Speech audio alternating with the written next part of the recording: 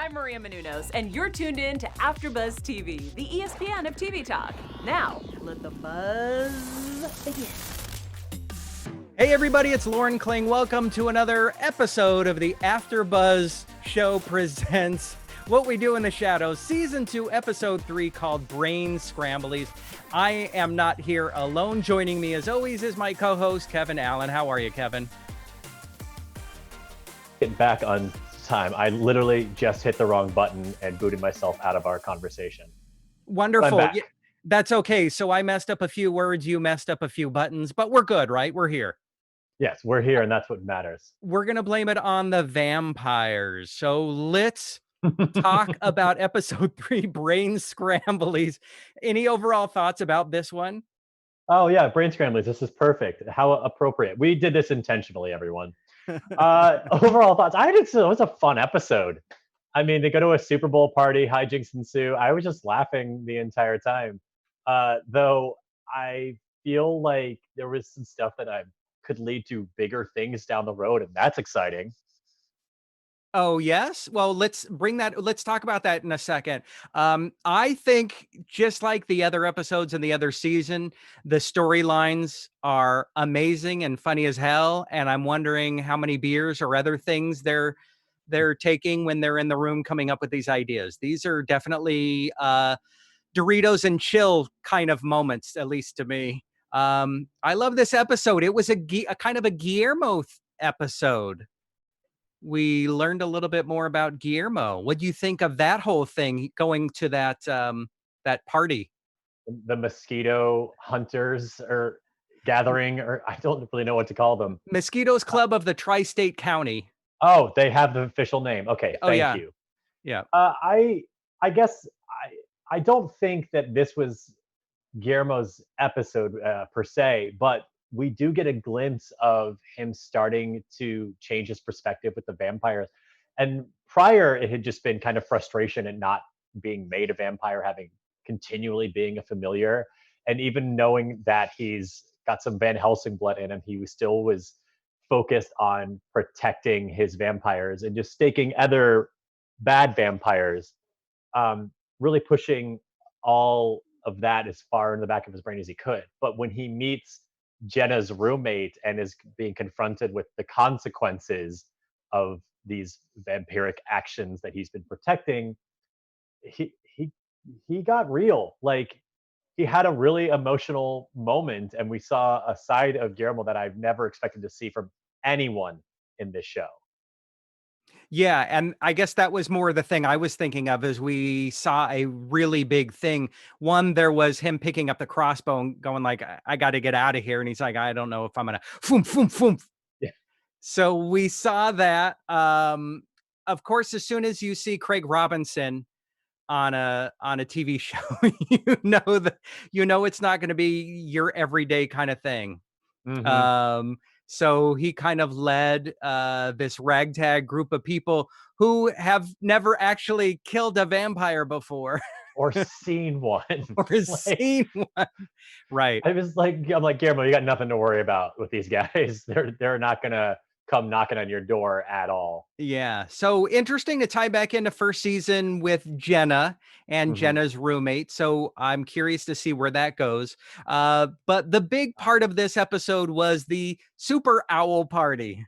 Yes, the superb owl, the greatest of all the owls, paying them a visit.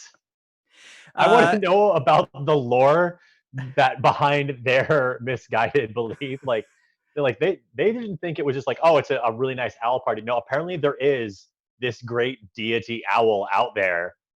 I want to know more about the superb owl. Yeah, I do too. This would be a side story, definitely a kind of a web side story. So Lazlo, Nandor, Nadja, and Colin all go to this party. What Mhm. I love most is where is it? They go to the door, and we know the vampires can't get in unless they're invited. And then it's Sean, the host of the party, who says, boy, hold on, I wrote down the line. I Oh, can't you find it actually now. wrote it down. I did because it was so funny. Oh, Yeah. get your rears in gear and get in here. Nandor's like, that counts. I love he had just to be like, I've studied on this. Like this happened to me once before. It works, guys. We're allowed to walk in. We won't make fools of ourselves. Yeah, it's funny. It makes Love me think of like game shows when there's a moment where they have to go to the judges and it's serious because there's money on the line. There are no judges. They just decide, yeah, that counts. Yep. So they walk in, they meet Sean, they meet the ladies, and then of course Colin has to sit down and Fiddling with start the going. television. I It bothered me how much I related to Colin in this moment. Again, I keep but like finding him more and more likable. And that, what does that say about me as a person? But his like exacerbation at trying to correct the vampires on this being a Super Bowl party, the only one, because they're all from the old country. He's the American, he gets it. But also, like, when he was trying to fix the television for sporting events, I was like, that's a real thing, though. Yeah. Like, you really want the motion blur for sports and only for sports. So, yeah, set it up. Is it sad that we knew what he was talking about? Yes, it's a that's what I'm saying. Should I be concerned? Yeah. Although my favorite part of Colin, did you notice when they were at the door, they walked inside the entrance of Sean's home, Sean's getting in an argument with his wife and the look on Sean's face? I If didn't notice it until the end of that moment. Oh, if not, you've got to go back and just freeze frame. It is so good. Colin looks so excited, like he's found his tribe in a way. Yeah, he keeps finding himself in some really nice positions. He's just lucking out all over this season. Yeah, I would love him to go back and work in an office again. I think I could have seen many more episodes of that. Mm-hmm. But we'll see. So far, we've seen a lot of amazing stuffs here in this episode. Of course, last episode we had the ghosts. So we've got Nadja's ghost in a little doll that hopefully we'll see her again. And I don't remember. Did Jeff ever finalize what his I thing on Earth don't was? believe he had his unfinished business resolved because he Okay. needed Nadja to do it, and she wasn't really willing to help. So yeah. So Nadja this season is focused on girl time. I've noticed she's hanging out with her doll, other self bestie, and this episode they draw her right into the kitchen so she can hang out with the other wives. And I like seeing her hang out with the ladies because the line she gave about like, how are you strong, independent, vicious women been reduced to having to deal with these human potatoes? Right. And And then big lazy sacks of shit is what she called. yeah, but it's nice to see her kind of in her element, separate from what these imbeciles who like don't know how to play a scene very coyly and excuse themselves to the restroom and make a scene out of that.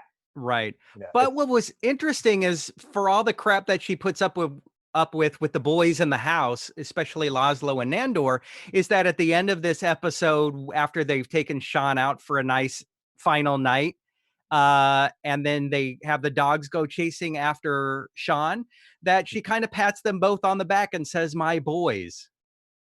that's Like, true. They have a place in her heart. yeah, she's like the den mother of a bunch of idiotic frat boys.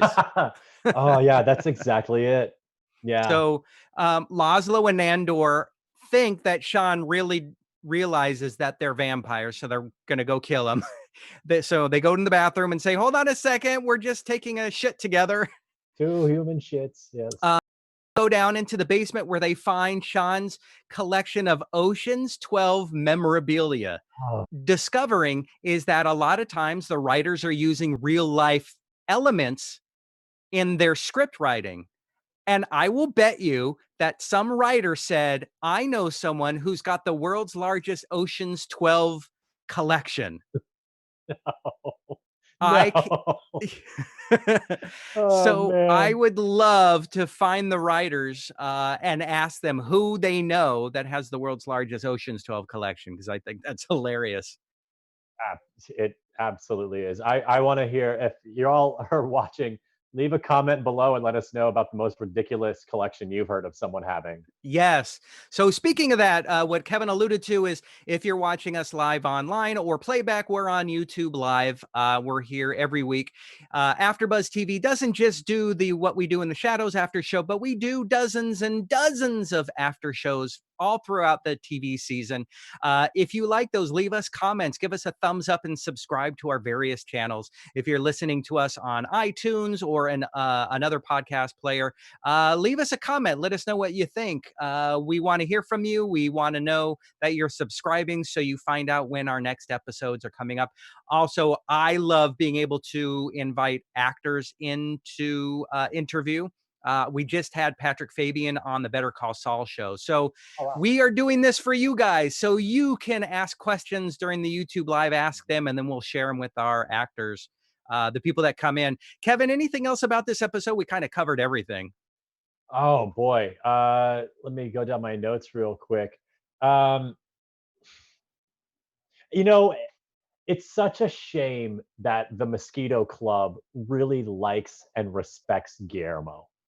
They're so into him. He wants out of that situation, and where he definitely belongs there. It's such a better, more nurturing environment for him. His talents can really shine and be respected by his peers, but he is stuck in that toxic, abusive relationship with his masters. And I'm eager to see him come into his own, but at the same time, I also want his goals of being a vampire to be fulfilled. And at the same time, I just love the hilarity that the dynamic he's stuck in has. So I'm torn. I'm torn with what to do with Guillermo. So as a prediction for further episodes in the season, do you think Guillermo is going to go back? I feel like it's happening to him, whether he likes it or not. He discovered he was a Van Helsing and realized that this whole time he has been naturally adept at killing vampires. And he started to embrace that in a sense by staking the assassins who keep breaking into their house. So he's like channeled that in a way that still works with his primary goal of supporting his master. But now he's accidentally how serendipitous in a way, fortuitous, that he would stumble into this club on their first meeting or whatever, and they recognize his skill. It's like the universe is just forcing him into that position. So I don't think he is going to actively make the choice to become a vampire hunter, but it's gonna happen. Yeah, I would agree. I think sometime in the season he'll be back and he's going to take that bow. But what he does with Nandor, that'll be interesting. I'm sure Nandor will look at him and call him an idiot. Yeah. and that's it. So Gizmo. well, yeah. So that's our episode. And remember, the 4 S's: spray holy water, sprinkle garlic powder, stab a stake through their heart, and seek refuge in a holy place.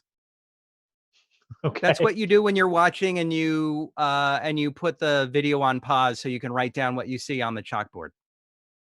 Oh, was that on their board? That was on the board. Okay. Yeah. Okay. Nice. I'm not a nerd. There was a lot of things I didn't write, but I can't believe I didn't go back and look at all that stuff. I noticed like the thing of holy water, do not drink, and I loved their names for vampires. But yeah, I can't believe I didn't pause to look at all of the little art direction tidbits around the scene. I have to go back and watch this episode now. Yeah, see, that's what we're here for, is to help Kevin and those of you out in the audience who haven't seen some of these things to go back and watch again, these Easter eggs. All right, before we wrap up, Kevin, you've got some news to share for us. I do. So our friends back in the old country are seeing What We Do in the Shadows on BBC Two. And it's not the only show that BBC Two is hosting starring Natasia Demetriou. I'm probably pronouncing that wrong, and please forgive me. I'm not from the old country. She's also part of a new sketch show, I think it's new, called Ellie and Natasha. So for our friends who have BBC Two, they can watch that sketch comedy show, also starring our very own Nadja. But not just that show. Everyone will get to appreciate her comedic talents on a new series coming to Netflix on May 18th. So Natasia Demetriou and Vic Reeves are going to host The Big Flower Fight. It's going to be a Netflix series where over the course of 8 episodes, different teams work on these grandiose flower installations. I feel like it's the Great British Bake Off. They've got a top florist as a judge, but they're just providing the color commentary in this competition. And the winner gets to do the London Royal Botanic Gardens and have a setup there. So if you can picture it, Natasia is, and along with Vic Reeves, is going to add their comedic viewpoint on a flower judging contest. Like, Okay. yeah, it's going to be great. All right. Thank you very much. I don't know why. Now you got me thinking to my high school guidance counselor.